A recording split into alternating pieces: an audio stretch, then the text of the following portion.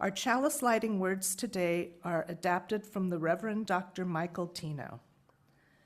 The flaming chalice, symbol of our Unitarian Universalist tradition, is a symbol of sanctuary, of life-saving welcome. The flaming chalice symbol was originally designed in the 1940s as a logo for the Unitarian Service Committee and its life-saving work with refugees in Europe.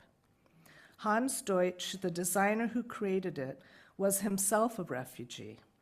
The flaming chalice draws on many ancient symbols, including the communion chalice, holy oils used for blessing in many religions, the altars of Greek and Roman times, and lights put in the windows as a symbol of hospitality. Throughout World War II, the symbol of the flaming chalice guided refugees to safety on travel documents, business cards, and in the windows of otherwise hidden offices. Our flaming chalice is still a symbol of life-saving welcome. Where it burns, its light beckons us all to live up to our shared values and participate in the safety and liberation of all people. We light our chalice to remember this sacred calling of our faith.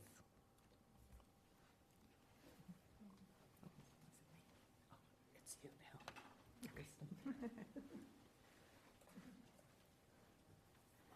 Good morning, everybody. I'm so delighted to be here with you this morning. Thank you for inviting me and welcoming me to your sanctuary. So we are in the middle of dry season here in California, when the hills are golden and we know we're not going to get rain for many more months. But for our wisdom tale this morning, we're going to transport ourselves in our imagination to part of the country where they have summer storms. And I'm sure some of you have come from parts of the country where thunderstorms and rainstorms are part of summer. When we tell this story, it's a story by Tim Atkins. I'd like to invite you to help me with one part of it. Every time I say the word boom, if you can all say boom, it will make it just a little more fun. Can we practice? So I'm talking and boom. Boom. Great. Awesome. I can tell some of you have been in thunderstorms. And I'm also so glad to see kids here. You never know in the summer when you go to churches if they're going to be kids. So it's fantastic to see people of all ages here today. So once upon a time, there was a child named Ty who was caught in a sudden rainstorm when he was in town. Ty ran inside the nearest store to wait out the storm. As soon as Ty got inside, a bright flash and a loud boom of thunder followed. Yes. The shopkeeper was the oldest woman Ty had ever seen. Her hair was as white as the snow, and her face was all wrinkly. Ty felt a little scared. "Child," said the shopkeeper, "can I help you with something?" Ty pointed outside, too afraid to talk. "Ah," said the old woman, "did you run in here to escape the rain?" Ty nodded slowly as another loud boom of thunder shook the store. "Well, you can wait in here with me in my little sanctuary if you'd like. We've got a nice, sturdy roof over our heads, and it will keep you safe and dry." Ty appreciated the offer, but wanted to get going. The old woman could tell Ty was hesitating. "Or," continued the woman, "you could head back outside with this." And she went behind the counter and pulled out an umbrella. "Take this umbrella," she said. "I don't know why it's raining, but I do know that you can stay dry under this portable sanctuary." Ty beamed, but then stopped. "I don't have any money," Ty said.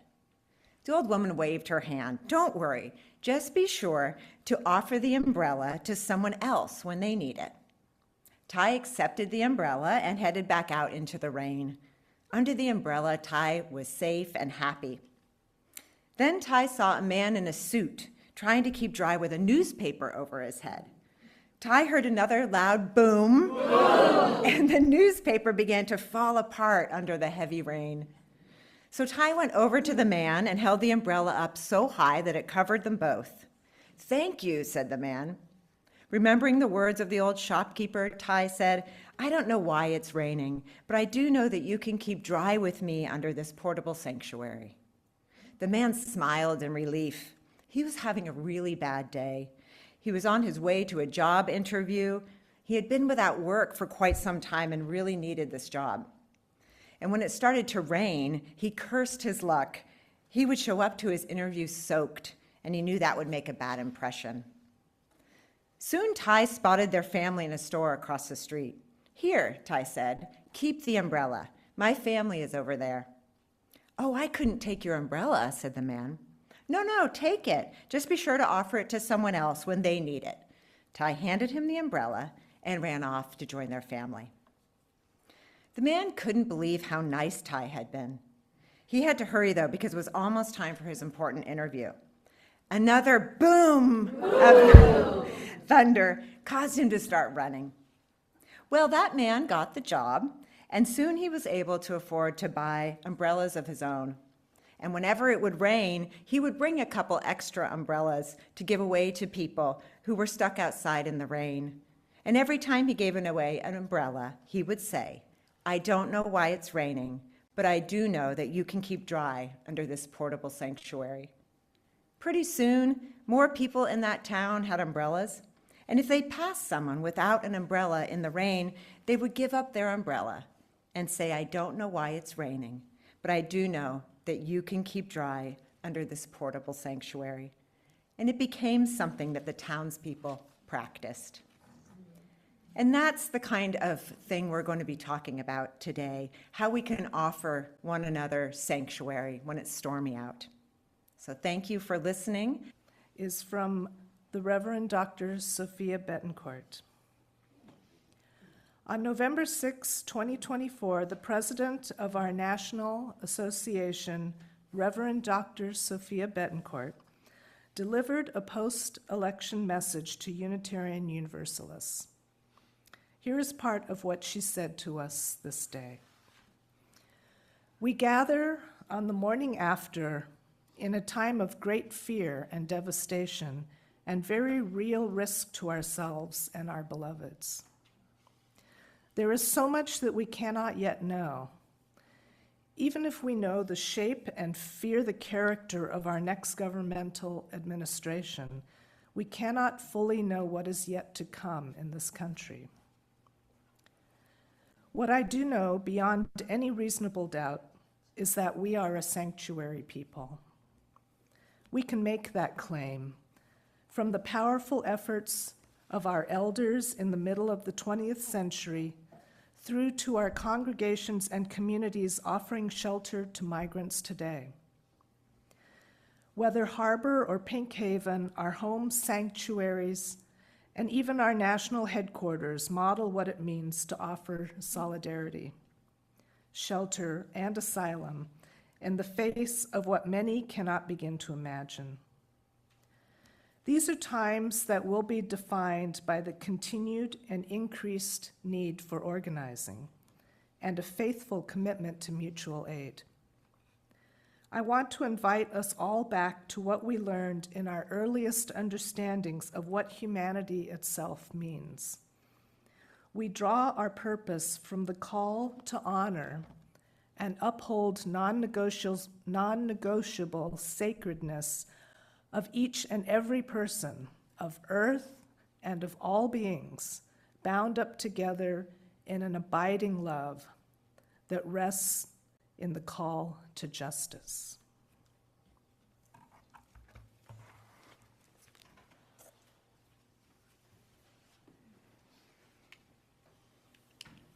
Thank you, Cheryl. Let's take a breath together. What do you think of when you hear the word sanctuary? You can call it out. Nature. Peace. Protection. Safety. Serenity. Acceptance. Refuge. Purpose. Thank you. You have a lovely sanctuary here. It's my first time here. It's cozy and welcoming. And it's a sacred space. And the reason it's sacred, the reason any of our UU sanctuaries are sacred, no matter how grand or humble they are, is because of what we aspire to in them, what we focus on and promise to practice together: community, compassion, transformation, generosity, justice, spiritual growth, right relationship, love. The design of our sanctuaries, the aesthetics, are meant to inspire us, to evoke certain thoughts, feelings, and experiences that shape our living, the choices we make, the way we speak and act, in other words, who we become. This room, this space, is meant not only to be sanctuary, but to help us become sanctuaries ourselves, individually and collectively, to become sanctuary people. This building has been a place of physical sanctuary for those in need of protection, an important and sacred practice if there ever was one. The religious practice of sanctuary stems back to the ancient practices of hospitality. Houses of worship have served over the millennia as hospitals and hospices, as safe houses for victims of violence, fugitives from slavery, conscientious objectors, and most recently, refugees and asylum seekers. Like so many other UU congregations, your community has aspired to create safe space here for a widening circle. I understand you have long been a welcoming congregation for LGBTQ people and families, and that you have renewed that status this year. Thank you. How critically important that continues to be. I believe you are also a certified Green Sanctuary and are currently exploring the Green Sanctuary 2030 designation so that you can continue advancing climate justice. Thank you for that. And I also understand you are working on protocols for responding to immigration enforcement in ways that prioritize the safety and protection of immigrants, so critically important right now. Thank you for all these efforts. Right now, the need for sanctuary is greater than it's ever been in my lifetime, and the numerous critical needs just keep growing. On his first day back in office, the president rescinded the sensitive locations designation that protected religious institutions, schools, and hospitals from immigration enforcement in prior years. This was part of the plan to make no place safe for immigrants and their loved ones. And we have seen the cruel and ugly ways that this plan is continuing to unfold across the country and here in California. But the rescinding of the sensitive locations policy doesn't mean that we cannot still practice sanctuary in our congregations. It just means the practice might look a little different than it has in the past when congregations housed at-risk individuals. It may not be as focused on physical sanctuary as it once was. But the sanctuary movement has never focused only on physical sanctuary. It has always included accompaniment, advocacy, material support, and public witness as well. And of course, it's not just refugees, asylum seekers, and undocumented immigrants who are at risk right now. Transgender people, those in need of reproductive health care, queer people and disabled people, people of color and poor people, people with mental illness, those who depend on federal assistance and social safety nets, endangered ecosystems and species, clean air and water, all vulnerable and at risk. So we need to expand our understanding of the practice of sanctuary. It's not just about opening up our buildings. It's about who and how we are in the world. It's about what kind of spaces we create inside and all around us. Let's take another breath. So how do we become sanctuary people? We practice it. And I want to talk about 3 aspects of sanctuary practice today: internal, relational, and collective. All are important and all are connected. First, the internal practice of sanctuary. By this, I mean tending to our inner states, our spirits, our souls. The shock and awe of the past 6 months are meant to overwhelm and immobilize us. So when chaos and panic is a tactic that we must recognize and resist. This doesn't mean sticking our heads in the sand, shutting out the news, or hardening our hearts. It means being disciplined about taking care of our own inner states so we can face what is happening right now without adding fuel to the fire or burning ourselves out. When we tend to our own inner sanctuaries, we are more able to respond rather than react. The late Vietnamese Zen master and peace activist Thich Nhat Hanh, one of the founders of modern socially engaged Buddhism, discovered this truth early on while doing humanitarian work in the hell of the Vietnam War. At that time, he and his fellow monks realized they had to meditate in order to keep doing their relief work. They had to keep practicing peace in the midst of war. If they didn't, they too would have been consumed by hatred, rage, and despair. They would have added to the vast suffering of war rather than alleviating it.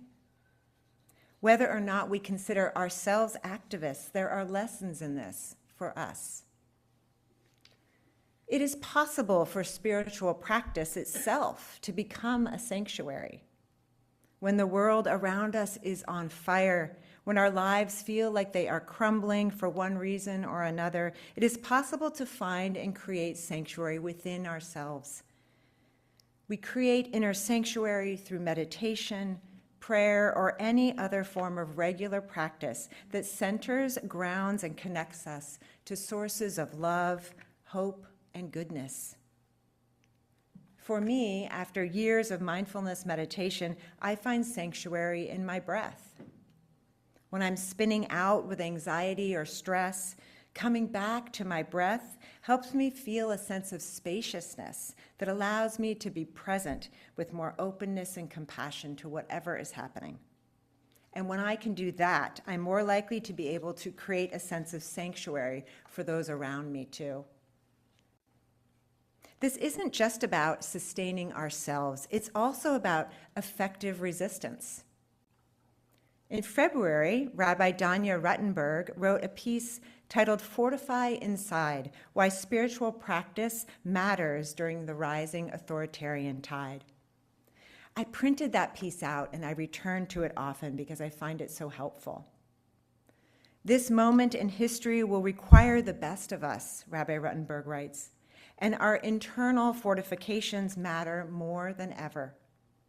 We must do what we can to stay clear and connected and whole, to give ourselves both interpersonal supports and space for our inner life so that we can see today and tomorrow and the day after that through with integrity and bravery.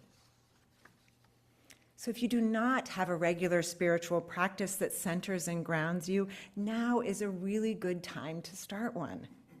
Meditation, prayer, journaling, art, music, yoga, gardening, anything that helps you open your heart and stay spiritually awake, that connects you to sources of nourishment and supports you in staying rooted in your deepest values.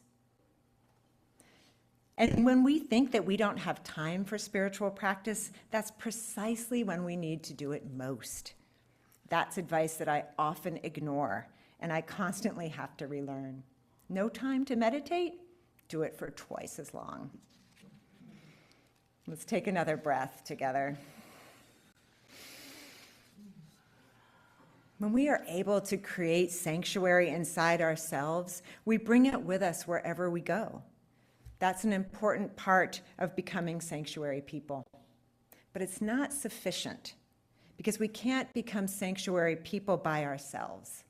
Sanctuary is also relational, which brings us to the second practice of sanctuary, relational sanctuary.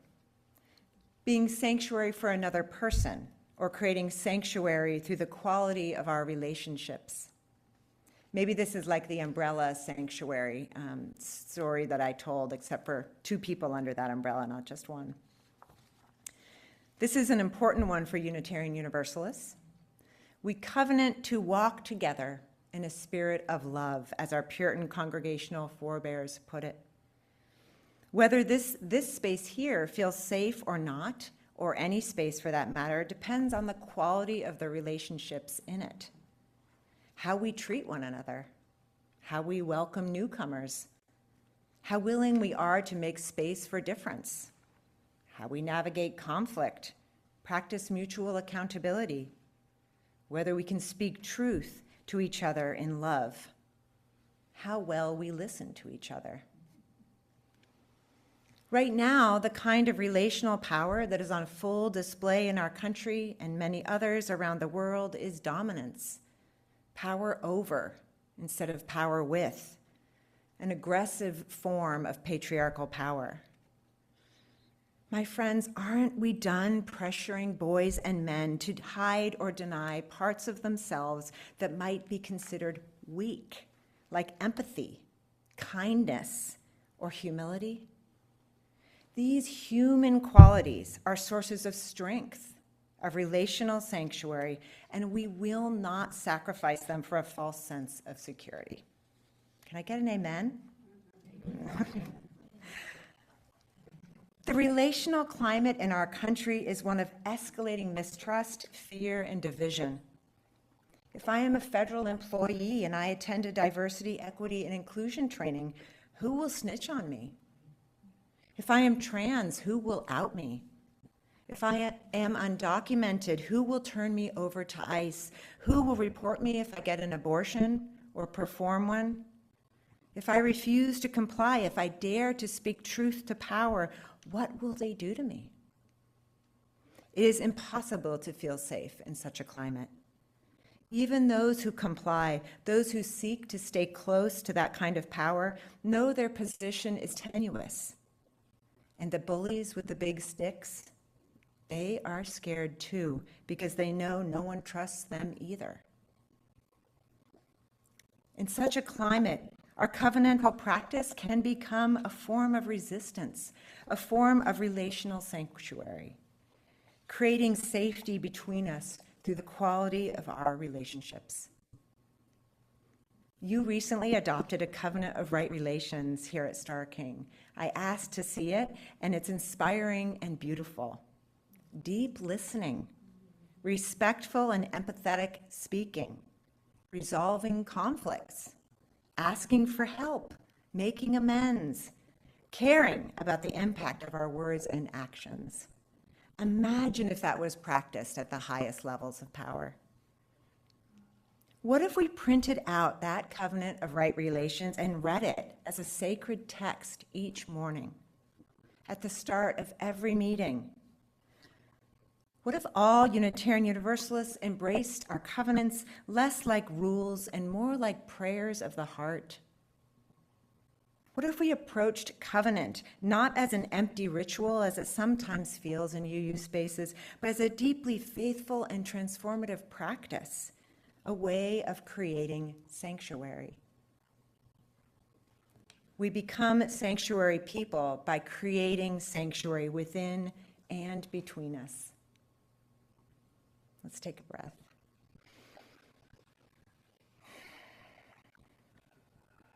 There's a third dimension to becoming sanctuary people, and that's the collective dimension. We can practice inner sanctuary and relational sanctuary and still remain in our silos. To become the sanctuary people, we need to connect with those outside of our familiar circles who are working to create sanctuary too, in our cities, counties, state, and country. The congregation I most recently served in San Mateo doesn't have right now an organized social justice group. And this was a cause for concern for some of them because they felt they needed to do something together as a congregation. But they were in a transitional period without volunteer bandwidth for anything new. So what we worked on together was letting go of the felt need to have our own group to do work that is by necessity collective. It's fantastic to have congregational justice teams. I'm all for them as long as they don't become silos. What matters most right now is that we connect with others doing the work out in the community, especially those guided by the most impacted, who know what they need. If we aren't directly impacted right now ourselves, or not already in relationship with people who are, that's okay. We can still help create collective sanctuary by connecting with the groups and organizations who are and asking how we can help. And I'm sure that many of you are working with organizations already for justice in the wider community, and you're probably, some of you, very involved. I hope that you find that fulfilling in these times. It's certainly sustaining for me. If you're not and you want to be, I encourage you to reflect on what issue you'd like to focus on. Just choose one, and then connect with organizations working on that issue. All of the issues matter, and they're all connected. So choose the one that is closest to your heart. That way you can fill your own well while having a greater impact. What matters most in the months and years to come is that all of us lend a hand somewhere, staying informed, listening to those most impacted, and as we are able, depending on life circumstances, participating in the creation of collective sanctuary. So coming full circle, when we engage with others in creating collective sanctuary beyond our walls, we need to tend to our own inner sanctuaries too while we do that work, so we don't add fuel to the fire by adding our own anxiety. That's such a critical part of sanctuary practice. And so is practicing relational sanctuary, being intentional about what happens in the spaces between us. When we interact with others, whether it's in here or out in the community, are we creating more anxiety and fear, or more trust, more separation, or more connection? One more breath together as I wrap up. My friends, our democracy is not safe. Our country is not now and never has been a real sanctuary for all, much as our mythologies and aspirations suggest that it is. But the inclusive promise symbolized by the Statue of Liberty, that mother of exiles herself, has always been worth striving for, and it still is. So we will not despair. We are Unitarian Universalists, united by a promise to put love at the center of what we do, guided by our relational covenants, inspired by theologies of collective liberation and our chalice symbol of life-saving welcome, and called to put our faith into action. We are, as Reverend Sophia Betancourt has said, sanctuary people, or at least we can be if we practice it together, internally, relationally, and collectively. May it be so, and amen. So we're now going to sing a song that is not in our hymnal.